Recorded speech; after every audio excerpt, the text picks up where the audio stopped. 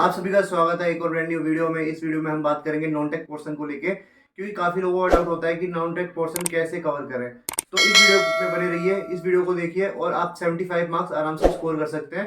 तो अगर आपको 75 मार्क्स चाहिए तो आपको 45 मार्क्स रीजनिंग में लाने होंगे, जो कि काफ़ी ईजी है। अभी वीडियो में मैं बताऊंगा कि किन किन टॉपिक्स को पढ़ोगे, कहाँ से पढ़ोगे, कैसे पढ़ोगे, तो आप आराम से 45 मार्क्स ले आओगे। इसके बाद बात आती है जीके और जीएस की। तो जीके जीएस में वैसे स्कोर करना काफ़ी हार्ड होता है, लेकिन आप अगर सेलेक्टेड टॉपिक्स पढ़ लेते हैं तो आप 30 मार्क्स आराम से स्कोर कर सकते हैं। तो काफ़ी लोगों का डाउट आता है कि भाई हमने पढ़ तो लिया लेकिन हमारे मार्क्स नहीं आ रहे, तो हम क्या करें। तो आप एक काम करिए, यहाँ पे आपको कोने में दिख रहा होगा, आप प्रैक्टिस मॉक के ऐप पे जाइए, वहाँ पे आप रजिस्टर करिए। वहाँ पे आप सिविल के लिए आपको फ्री में मॉक टेस्ट मिलेंगे, जाके आप वहाँ पे मॉक टेस्ट दे सकते हैं।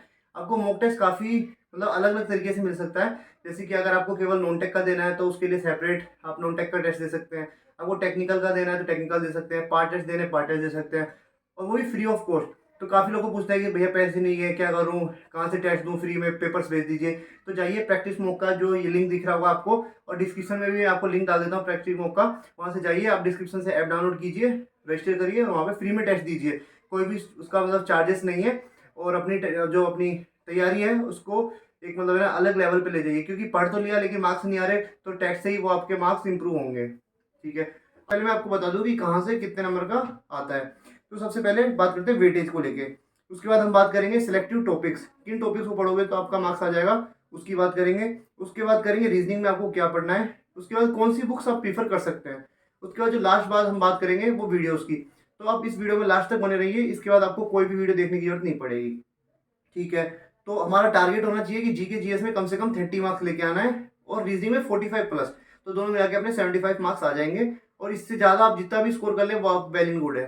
ठीक है, इसके बाद बात करते हैं सबसे पहले करंट अफेयर्स, क्योंकि करंट अफेयर्स का जो वेटेज होता है वो 10 से 13 क्वेश्चन का होता है। तो करंट अफेयर्स में लोड लेने की जरूरत नहीं है। ठीक है, तो सबसे पहले जो करंट अफेयर्स जो आती है ना, वो साइंस रिलेटेड क्वेश्चन ही पूछ लेता है। जैसे आजकल कोई भी स्कीम लॉन्च होती है तो करंट अफेयर उसको करंट के में ले लेता है, और उस टाइप के क्वेश्चन हमसे पूछ लेता है।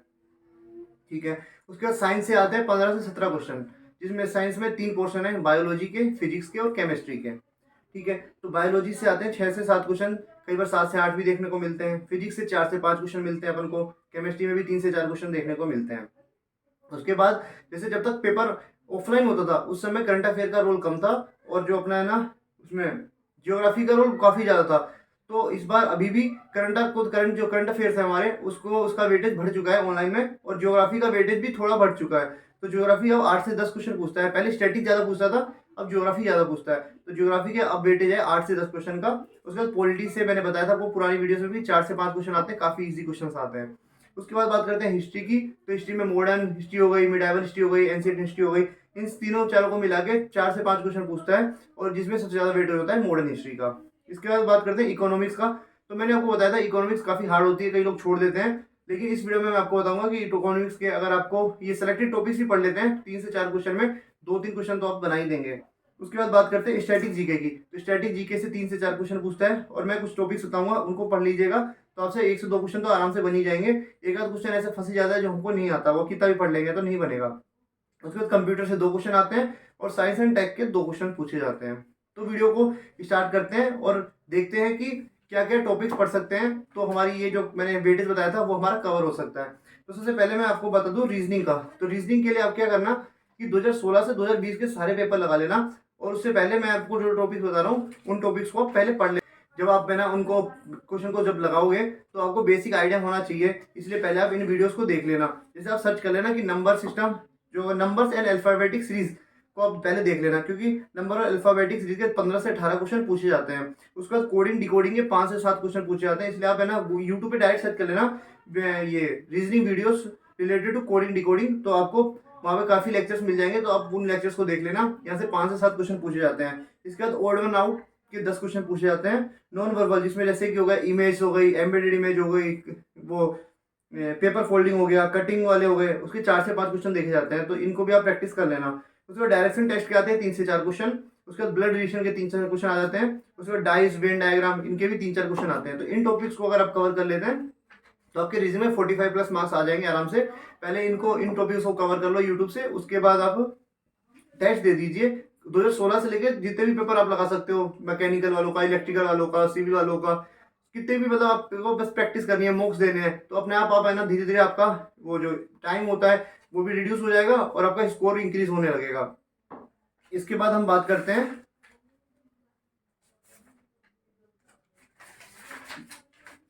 इसके बाद हम बात करें करंट अफेयर्स की। तो करंट अफेयर्स में मैं आपको पहले इंपॉर्टेंट टॉपिक्स बता देता हूँ। उसमें सबसे पहले हमें पढ़ना है स्पोर्ट्स। ठीक है, स्पोर्ट्स में क्या क्या पढ़ना है, कंट्री नेम और इवेंट ऑर्गेनाइज। ठीक है, तो मतलब कोई भी इवेंट ऑर्गेनाइज हो रहा है किस देश में हो रहा है वो आपको पता होना चाहिए। उसके बाद उस इवेंट में कौन जीता, मतलब विनर कौन है और रनर अप कौन है वो भी आपको पता होना चाहिए। उसके बाद ट्रॉफी नेम और इवेंट पूछ देता है कि किस, ये जैसे कोई भी ट्रॉफी है, जैसे संतोष ट्रॉफी हो गया, वो किस स्पोर्ट से रिलेटेड है, तो आपको ट्रॉफी का नाम पता होना चाहिए और वो किस स्पोर्ट से रिलेटेड है वो आपको पता होना चाहिए। उसके बाद टेनिस कोर्ट, जैसे अब है ना कोर्ट पूछ देता है कि विंबलडन किस कोर्ट पे खेला जाता है, या फिर फ्रेंच ओपन है वो किस कोर्ट पे खेला जाता है, तो आपको ये पता होना चाहिए। टेनिस रिलेटेड कोर्ट्स हैं वो आपको पता होना चाहिए, किसने जीता और कौन रनर अप है वो सब आपको पता होना चाहिए। आपको बस है ना मेंस ओपन और वुमेन्स ओपन का विनर देखना है, ऐसे डबल का या फिर है ना मिक्स टीम का नहीं देखना है आपको। उसके बाद आपको अपॉइंटमेंट्स पढ़नी है। ठीक है, जितने भी जो देश में लास्ट 6 महीने में, 1 साल में जो भी अपॉइंटमेंट्स हुई है वो आपको पता होनी चाहिए। उसके बाद अवार्ड्स, जितने भी अवार्ड्स होते हैं वो आपको पता होना चाहिए। उसके बाद स्कीम्स, जो भी देश में जितनी भी स्कीम लॉन्च हो रही है या फिर है ना ये स्टेट में कोई भी जैसे गवर्नर द्वारा या फिर सीएम द्वारा कोई भी जो ये है स्कीम्स है लगाई गई है वो सब आपको पता होना चाहिए। उसके बाद मिलिट्री एक्सरसाइज, या फिर अगर इन देश के अंदर हो रही है या फिर है ना विदेशों से हो रही है, सब आपको पता होना चाहिए। उसमें जितनी भी सबमिट्स हुई हैं वो आपको पता होना चाहिए। और अगर कोई पीएम किसी देश में टूर कर रहा है तो उस देश की बेसिक इंफॉर्मेशन आपको पता होनी चाहिए। उसके बाद हो गया बुक्स एंड ऑथर, लास्ट 1 साल में जितनी भी बुक्स रिलीज हुई है उसके बुक्स और ऑथर आपको पता होना चाहिए। उसके बाद इंपॉर्टेंट डेट्स और उसकी थीम्स, लाइक जैसे हिंदी दिवस हो गया, प्रवासी भारतीय दिवस हो गया, एनआरआई डे, या फिर जितनी भी एनिमल्स और वुमेन रिलेटेड जितनी भी डेज है ना उसके थीम्स और डेज आपको पता होने चाहिए लास्ट 6 महीने के, मतलब जनवरी से लेके आपका पेपर जब भी है, अक्टूबर है, नवंबर जब भी है, तब तक के आपको पता होने चाहिए। उसके बाद बात करते हैं पॉलिटी की। तो पॉलिटी में वैसे तो काफी इजी है, 3 से 4 क्वेश्चन पूछता है पॉलिटी। तो पॉलिटी में जैसे कुछ टॉपिक्स हो गए, जैसे कि जैसे सोर्स ऑफ कॉन्स्टिट्यूशन, कॉन्स्टिट्यूशन बना तो हमने कहाँ से क्या क्या चीज लिया, जैसे प्रिम्बल्स कहाँ से लिया, लैंग्वेज कहाँ से लिया, ये सब चीज आपको पता होनी चाहिए। उसके बाद आर्टिकल्स, आर्टिकल्स में भी क्या फंडामेंटल राइट्स के आर्टिकल और कुछ फेमस आर्टिकल्स हैं, जो फेमस है वो आपको पता होने चाहिए। मैं तो कहूँगा 1 से 50 तक तो आप वोट ही लेना, क्योंकि वो तो पूछता ही पूछता है। ठीक है, उसके बाद अमेंडमेंट्स, कौन कौन सा अमेंडमेंट कब हुआ, 42वां संविधान संशोधन कब हुआ, 46वां कब हुआ, 50वां में कब हुआ, 55वें में कब हुआ, जो जो इंपॉर्टेंट है वो आपको पता होना चाहिए।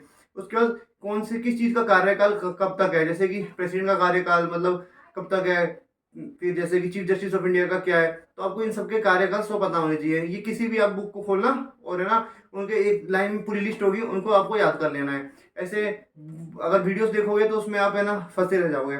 उसके बाद इकोनॉमिक्स का मैंने बताया था कि कुछ टॉपिक्स मैं आपको बताऊंगा, उससे आपका पूरी इकोनॉमिक्स कवर हो जाएगी, पूरी पढ़ने की जरूरत नहीं है। इन 4-5 टॉपिक्स जो मैं आपको बताऊंगा, केवल इसमें 4 टॉपिक्स हैं, इन 4 टॉपिक्स को भी आपने कर लिया तो आपकी इकोनॉमिक्स ऑलमोस्ट कवर हो जाएगी। तो सबसे पहला है टेक्निकल टर्म्स, जैसे कि जीडीपी, एनडीपी, रिपो रेट, इसके बारे में आपको बेसिक इन्फॉर्मेशन आपको पता होना चाहिए कि ये होता क्या है बेसिकली।